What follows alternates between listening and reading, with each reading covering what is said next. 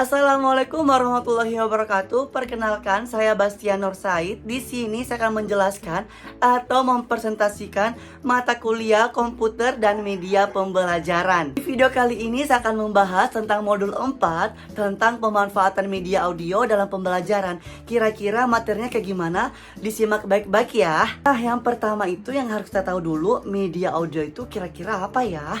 Media audio merupakan media yang sangat tepat digunakan untuk membantu siswa belajar hal-hal yang terkait dengan unsur-unsur suara. Nah, kemudian ada dua jenis-jenis media audio dan radio yang bisa digunakan di sekolah-sekolah. Yang pertama ada kaset, yang kedua ada keping cakram atau CD. Penggunaan perangkat pemutar suara pun menjadi beragam saat ini, seperti pemutaran kaset, pemutaran cakram atau pemutaran CD. Perangkat ini sangat terbuka untuk dimanfaatkan dalam pembelajaran sesuai dengan kondisi yang ada di masing-masing sekolah.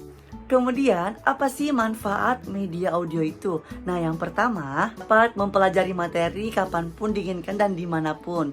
Nah, yang kedua, dapat diputar berulang-ulang. Dan yang ketiga, mendapatkan materi dari sumber manapun atau dari sumber yang lainnya. Yang keempat, dapat memilih materi yang diperlukan sesuai dengan kebutuhan masing-masingnya. Dan yang terakhir, dapat memotivasi siswa untuk lebih belajar lagi dengan menggunakan suara-suara yang didengar. Dan begitu ya kira-kira manfaat dari media audio ini. Nah, adapun bentuk atau cara pemanfaatan media audio pembelajaran ini.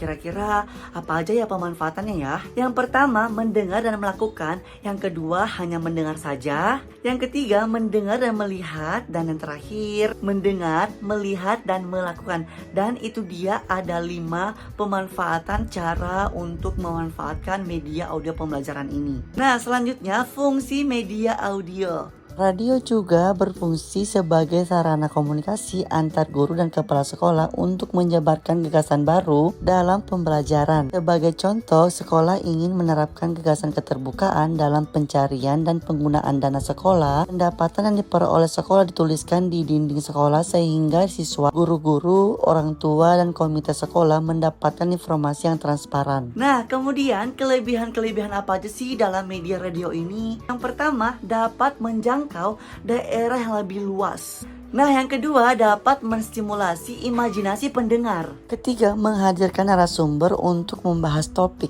Nah, yang keempat, memberikan informasi-informasi yang terkini atau terbaru.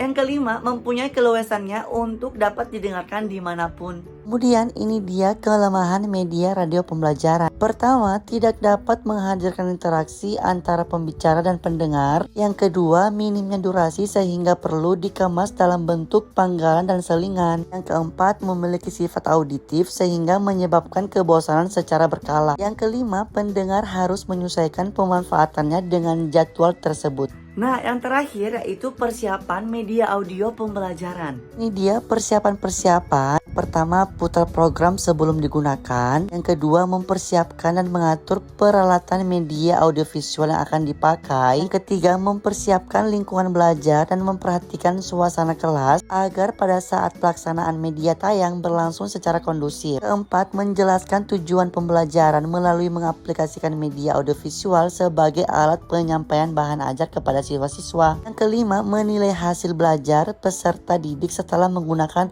media audiovisual. Dan yang terakhir, pemanfaatan program terhadap siswa. Nah, itu dia pembahasan modul 4 yang udah aku rangkum versi aku. Nah, buat kalian yang ingin menambahkan atau berkomentar, silakan tulis di kolom komentar. Nanti kita sama-sama diskusi.